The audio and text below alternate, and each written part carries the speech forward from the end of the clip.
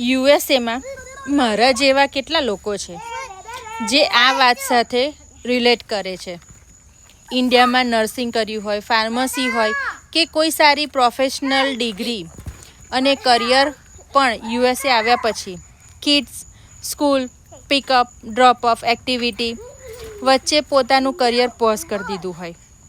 ફોનમાં ખાલી બીજાની સક્સેસ જર્ની જોતાં જોતાં ખાલી વિચાર જ કર્યા કરે, મારે પણ મારું કંઈક કરવું છે, પણ ક્યાંથી શરૂ કરું એ નથી ખબર.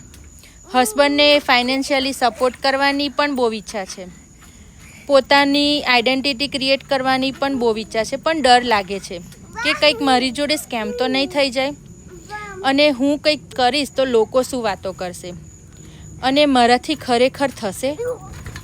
પણ જો એક વસ્તુ યાદ રાખજો, યુએસએમાં એકલા જ આવ્યા હતા અને યુએસએ આવ્યા પછી કરિયર પોઝ થયું છે, તમારી કેપેબિલિટી નહીં.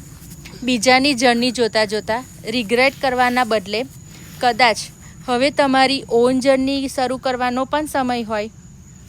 જો તમે પણ યુએસએમાં રહીને આ જ સિચ્યુએશન સાથે રિલેટ કરો છો તો કોમેન્ટમાં આઈ એમ ઇન્ટરેસ્ટેડ લખજો. હું તમને મારા ડિજિટલ બિઝનેસની જર્ની તમારી જોડે શેર કરીશ અને તમે પછી વિચારજો કે આ બિઝનેસ તમારી માટે છે કે નહીં. સો અન્ટિલ હિયર, બહુ રાહ ના જોશો.